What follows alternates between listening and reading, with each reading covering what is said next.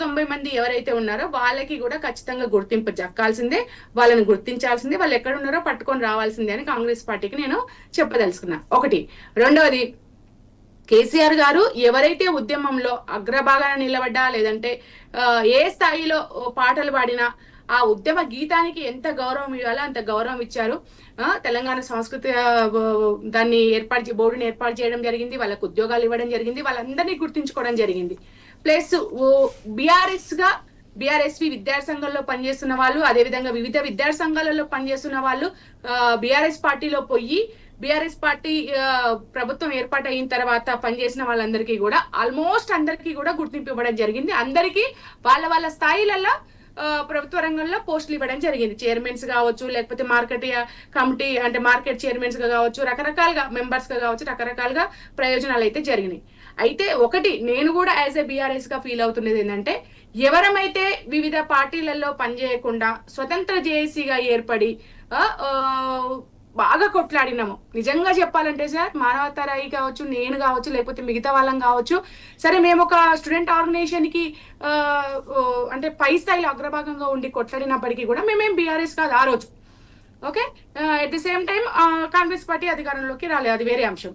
So ఇట్లాంటి వాళ్ళకి కూడా అవకాశం ఇవ్వాల్సింది, అంటే ఏదో ఒక రకంగా గౌరవించుకోవాల్సింది. పోనీ ఇట్లా కాకపోయినా మిగతా జేఏసీగా ఏర్పడి హైదరాబాద్ నుంచి మొదలుకొని ఆదిలాబాద్ వరకు పాదయాత్ర చేసినాము, బస్సు యాత్రలు చేసినాము, అన్ని వంట వార్పులు చేసినాము, రైలు రోకోలు వేసినాము, రాస్తా రోకోలు చేసినాము, రకరకాల కొత్త కొత్త కార్యక్రమాలు అప్పటికప్పుడు సృష్టించుకొని అనేక రకాలైనటువంటి నిరసన కార్యక్రమాలు చేసినాము, నిలబడ్డాము, కొట్లాడినాము. కానీ సరే ప్రయోజనం జరిగింది అని అంటే మా వైపు నుంచి కూడా ప్రభుత్వం మీద ఎంత ఒత్తిడి రావాలో అంత ఒత్తిడి రాలేదనేది అయితే నేను భావిస్తున్నా. సరే ఈ రోజుకైనా సరే కాంగ్రెస్ పార్టీ ఒక కమిటీని ఏర్పాటు చేసి ఉద్యమకారులను గుర్తించడంలో ముందుకు రావడం అనేది, వాళ్ళ మేనిఫెస్టోలో 250 గజాల ప్లేస్ ఇవ్వాలని, ఇదంతా బాగానే ఉంది, చాలా సంతోషం, ఇంప్లిమెంట్ కావాలని నేను కూడా డిమాండ్ చేస్తున్నా.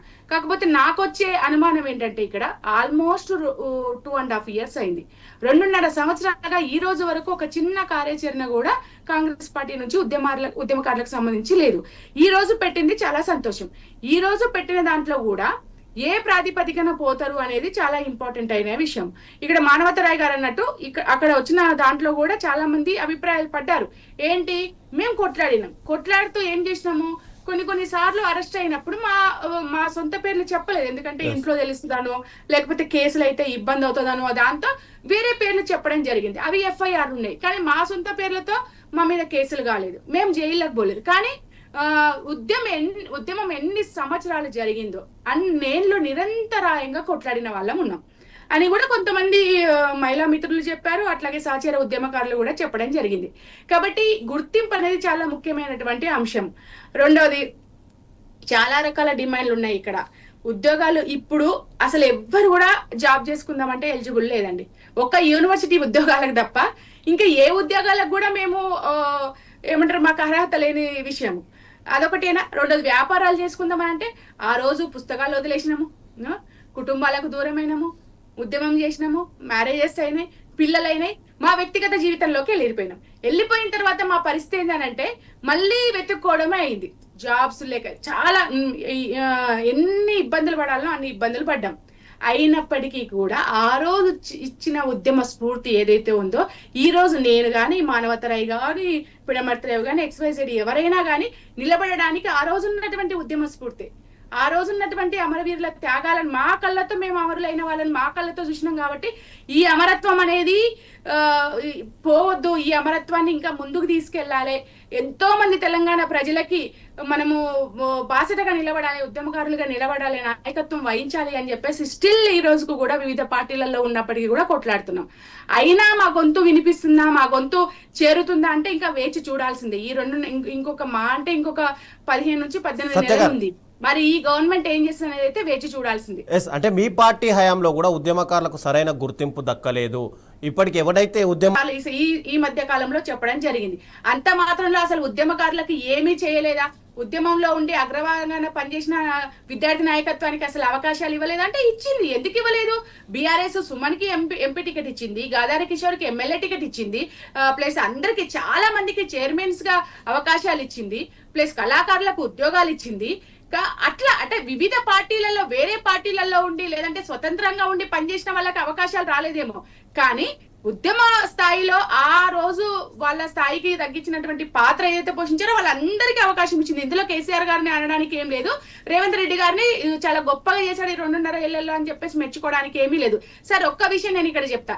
నిజంగా చిత్తశుద్ధి ఉంటే రేవంత్ రెడ్డి గారికి ఏమంటారు స్టేట్ నేమ్ మార్చినంత ఈజీగా మరి ఉద్యమకారుల భవిష్యత్తును ఎందుకు మార్చలేదండి రేవంత్ రెడ్డి గారు?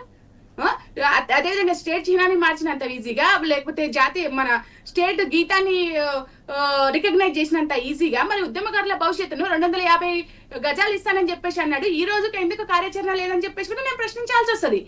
ఇక్కడ ఆ పార్టీయా ఈ పార్టీయా కాదు, ఈ రోజు జరిగినటువంటి సమావేశం ఏదైతే ఉందో మనము ఇప్పటి వరకు ఎవరికైతే అవకాశాలు రాలేదో వాళ్ళని పార్టీలకు అతీతంగా గుర్తింపుగా తీసుకొని వాళ్ళకి గౌరవిద్దామని చెప్పేసి అనుకున్నది. ఈ గౌరవంతో ఏదైతే ఉందో దాన్ని మేము ఆహ్వానిస్తున్నాం, బీఆర్ఎస్ గా ఆహ్వానిస్తున్నాం, ఇతర పార్టీ విద్యార్థి నాయకులు కూడా ఆహ్వానిస్తున్నారు. దీన్ని ఇదే విధంగా కొనసాగిద్దాం. కానీ కేసీఆర్ చేయలేదు, అది చేయలేదు, ఇది చేయలేదు అని ఆ వాస్తవం అట్లా మాట్లాడుకోవద్దు. కేసీఆర్ స్థాయిలో కేసీఆర్ ఏం చేయాలో అది చేసిండు. మరి ఇదే మానవతరాయి చాలా బాగా పనిచేసిండు, చాలా బాగా కొట్లాడిండు. మరి మానవతరాయికి ఎందుకు ఒక చైర్మన్ పదవి రాలేదు? మరి ఉద్యమం కాదు సత్య గారు ఉద్యమంలో ఉన్నాడు, అట్లాగే మానవతరాయి ఉన్నాడు, చాలా మంది ఉన్నారు కాంగ్రెస్ పార్టీలో. మరి కేశవరావుని ఎలా ఒప్పుకుంటున్నారు మీరు చైర్మన్ గా? ఒక ఇద్దరికే వచ్చింది, ఒక బాలలక్ష్మి వచ్చింది, బాలలక్ష్మి కూడా మెంబర్ ఇచ్చారు, ప్లస్ కౌశిక్ యాదవ్ వచ్చింది. ఇద్దరికి తప్ప ఎవరికి మరి కేశవరావు గారిని ఎలా ఒప్పుకుంటున్నారు చైర్మన్ గా? ఎవరండి కేశవరావు గారిని చైర్మన్ గా ఎలా ఒప్పుకుంటున్నారు మీరు? వాస్తవంగా ఈ విషయం కూడా చర్చకు రావాల్సిందండి. అక్కడ నేను మాట్లాడడానికి చాలా విషయాలు ఉండే, కాకపోతే ఏంటంటే సరే అప్పటికే చాలా గొడవలు అయిపోయాయి. ఒకళ్ళు బీఆర్ఎస్ గురించి మాట్లాడము, మిగతా వాళ్ళు దానికి కౌంటర్ వేయడము, ఇట్లా జరిగేసరికి నేను కేవలం సూచనలు మాత్రమే చేయాల్సి వచ్చింది. నిజంగా కూడా మా కష్టాన్ని మమ్మల్ని కల్లారా చూసిన దాంట్లో, మా ఉద్యమం చూసిన దాంట్లో కేకే గారు ఏమీ తెలియదు. మేము ఎవరం అనేది కూడా కేకే గారికి నోటీసులు లేదు. కోదండరాం సార్కి ఉంది, దయాకర్ గారికి ఉంది, అంతే తప్పితే కేకే గారికి ఏమి సంబంధం లేదు. అసలు ఆయన తెలంగాణ ఉద్యమంలో అగ్రభాగాన్ని నిలబడి కొట్లాడిండు. ఆ రోజు కాంగ్రెస్ పార్టీలో ఉన్నాడు. బీఆర్ఎస్ అధికారంలోకి రాగానే బీఆర్ఎస్ లోకి వచ్చిండు. మళ్ళీ ఇప్పుడు కాంగ్రెస్ అధికారంలోకి కాంగ్రెస్ అధికారంలోకి వచ్చిండు. ఆయన బిడ్డకి ఇచ్చినంత ఈజీగా పదవులు మా ఉద్యమకారులకు ఏమన్నా ఇచ్చాడా కేకే? ఏం సూటబుల్ కాదు. కాకపోతే ఏంటంటే సరే ప్రభుత్వం ఒక కమిటీ వేసింది, మీరు గౌరవించండి అని చెప్పేసి కోరారు కాబట్టి మేము గౌరవించడం. మేము చాలా విషయాలు ఇక్కడ ప్రధానమైన అంశం కూడా ఇంకొకటి ఉంది, మీరు ఖచ్చితంగా ఈ పాయింట్ ని మీరు నోట్ చేసుకోవాలి. అసలు రేవంత్ రెడ్డి గారు తెలంగాణ ఉద్యమకారుడే కాదు. తెలంగాణ ఉద్యమకారుడు గాని వ్యక్తి చేత మేము తెలంగాణ ఉద్యమకారులుగా ఈరోజు గుర్తించబడాలా? ఇది చాలా హాస్యాస్పదం. అయినప్పటికీ కూడా ఈ రాష్ట్ర ముఖ్యమంత్రిగా ఒక ప్రభుత్వంగా ఒక కమిటీ వేసి ఒక చర్చకు లేవనెత్తింది కాబట్టి సరే ఓకే, పోదాం, మాట్లాడదాం, ఏం జరుగుతుందో చూద్దాం. కనీసం కొంతమంది కన్నా ఉపయోగపడుతుందేమో ఈ ప్రభుత్వం. అయినా మేము కొట్లాడి తెచ్చుకున్న తెలంగాణలో మా హక్కుల్ని కాలరాసే హక్కు వీళ్ళకి ఎక్కడిది అని చెప్పేసి ఈ రోజు సమావేశానికి ఎన్ని భిన్నాభిప్రాయాలు ఉన్నప్పటికీ కూడా రావడం జరిగింది. కాబట్టి దీన్ని ముందుకు తీసుకెళ్ళాలి.